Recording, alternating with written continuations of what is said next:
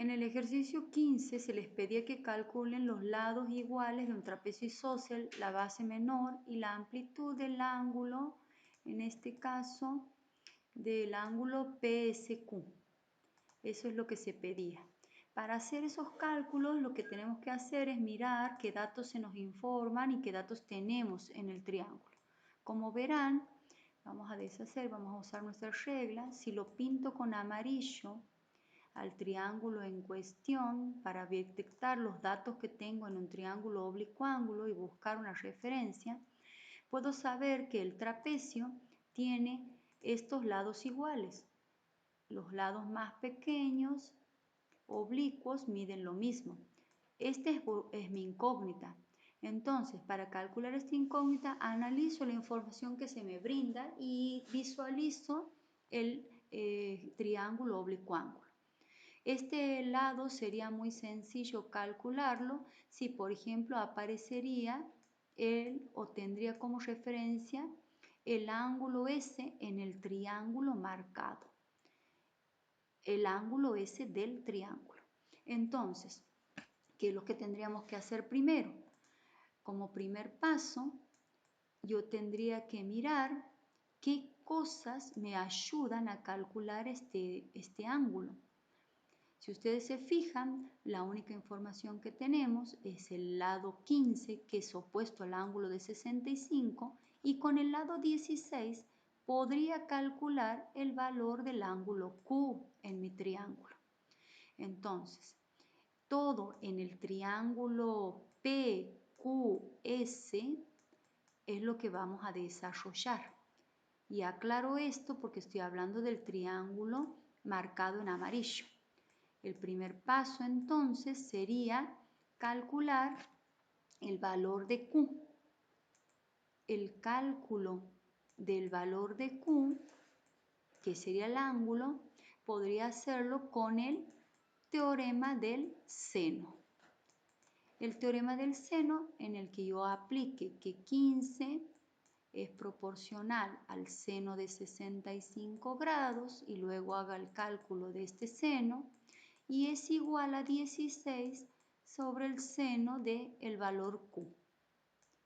Para que al hacer el producto cruzado de 16 por el valor del seno y 15 por el valor del seno de Q, despejo el valor de Q y obtengo cuánto vale mi ángulo.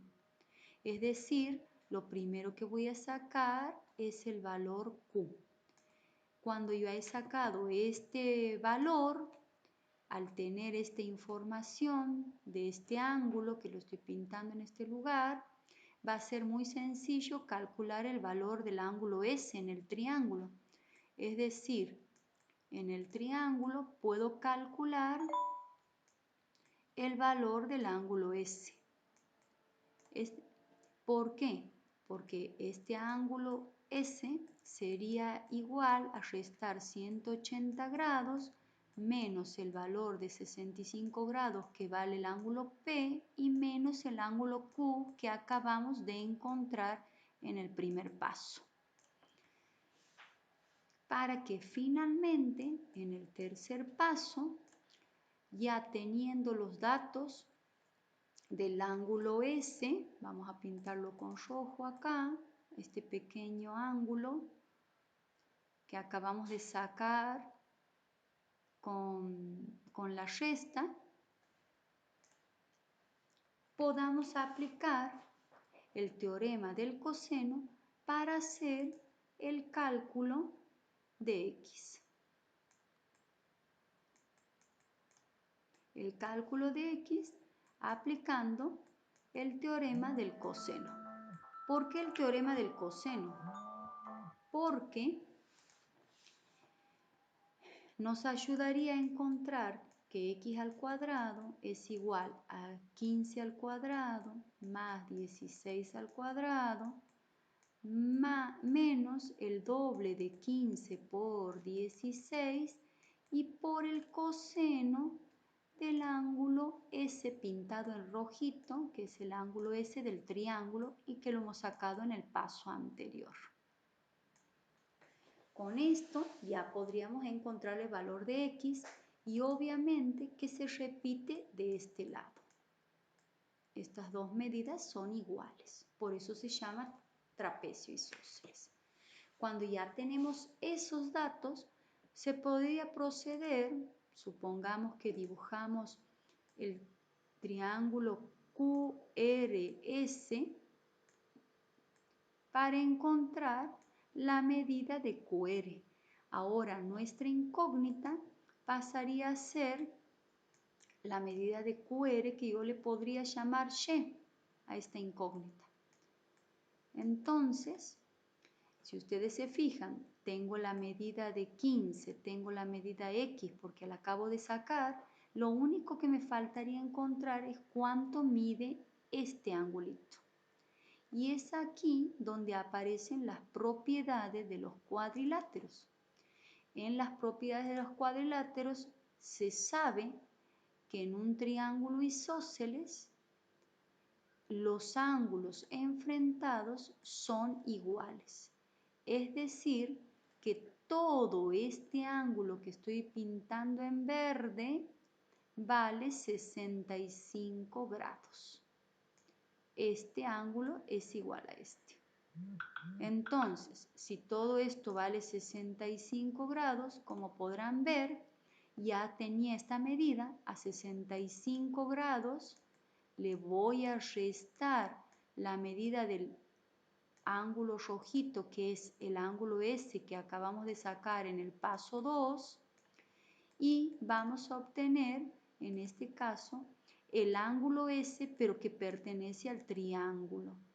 Y aplicando el teorema del coseno, podríamos hacer el cuarto paso directamente. Vamos a escribirlo así, nuestro cuarto paso, para calcular el valor Y o el valor de la base menor con el teorema del coseno.